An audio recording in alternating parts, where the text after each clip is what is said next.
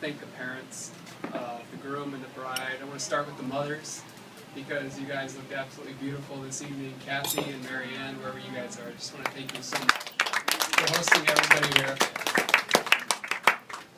And secondly, to the proud fathers, Mark and Larry, thank you so much again for hosting everyone here tonight, and for last night at the Hemingway House. It was absolutely beautiful.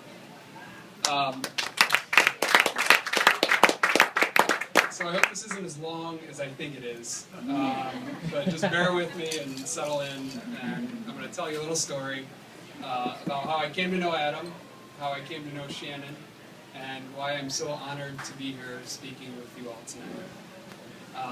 I moved to Florida about 10 years ago, and one of the first people that I met in Naples, Florida, was not Adam English, but it was Mark English. I started working with Mark at Morgan Stanley, and we would race into the office every morning at about 7 and make coffee. And Mark would tell me the tales of how he came up in the business, and was really a mentor to me. And, you know, as we were talking those mornings, he mentioned that he had a son who he thought, you know, was just a little bit like him. You know, grew up in the Midwest, loved Big Ten football. Woo! Go Bucks! Can't help it that he went to Purdue, right? Yeah. Or like Purdue. But sorry, that wasn't even on here. I got 10 of these. But so it worked out that I met Adam at Morgan Stanley, and we both were looking for roommates. And so we ended up spending about 5 years together at Barrington Club there in Pelican Bay. And I want to divert a little bit, because I'm a younger brother. And for any of you out there who have never been a younger brother, I want to tell you what it's like to be the youngest brother. So, just about the time where you become the age where you want to go play with your older brother, he's too cool to go play with you, right? So you're old enough to go play sports in the front yard. Well, he's on the traveling team, right? By the time you're on the traveling team and you want him to come to your games, well, he's already driving a car and picking up girls and taking them out on dates, right? And he doesn't want to play with the little brother.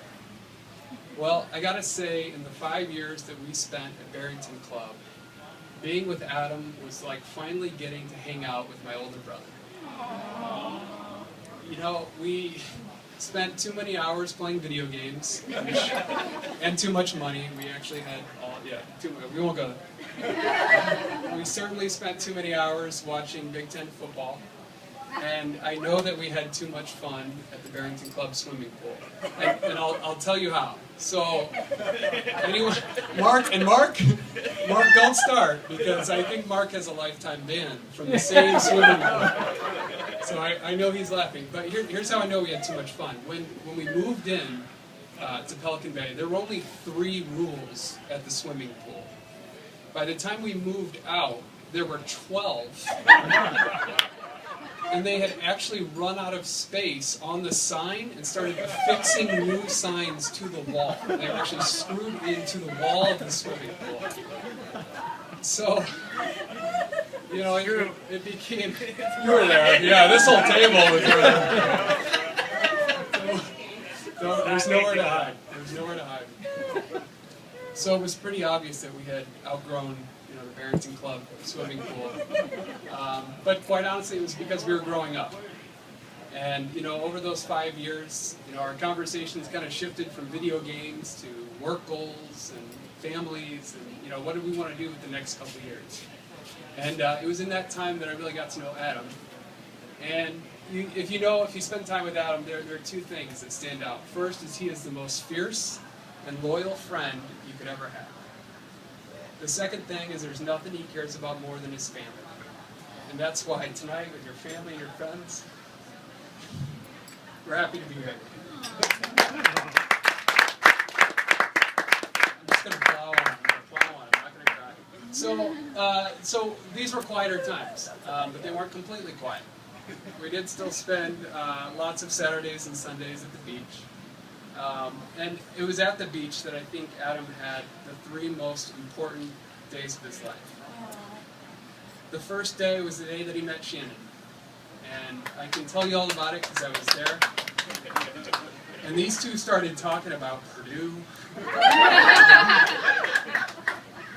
And I was so grossed out. And finance. And that was kind of cool because I kind of like finance. But honest to God, from the minute that they met each other in Pelican Bay, they were inseparable. The second most important night at the beach that Adam ever spent was the evening that he proposed to Shannon. Right back there in Pelican Bay, the same beach that they met just a few years later. I'll let you retell the story later tonight after a couple drinks, but let's just say it didn't quite go as planned. She did, however, despite all of that, still say yes. Now, I want to stop a little bit and talk about that day in particular, because for all the qualities that Adam has, I always wondered who would be the girl that would bring those things out. Anybody who knows Adam knows he doesn't like to talk on the phone. He texts. And when I got the text message to announce that he had been engaged, I said, thank God. Because Shannon is artistic, she's loving, she's kind, and she brings out every single wonderful quality that Adam has to bear. And I was so thankful that you guys made it and you are together, and I'm just so happy. And so the third day at the beach, the most important day of his life is obviously tonight. And that's why we're all here to gather and celebrate next to the beach this beautiful evening. And I just hope everybody can find a glass. And I just want to propose a toast to the new couple. We got glasses. And, you know, I thought it was fitting. You met at the beach, you got engaged at the beach, you're getting married at the beach. And I just want to give you a quick thought, because we always know that the beach can always hold more sand. And I hope that your hearts will stay open to always hold more love. To Adam and Shannon. Cheers.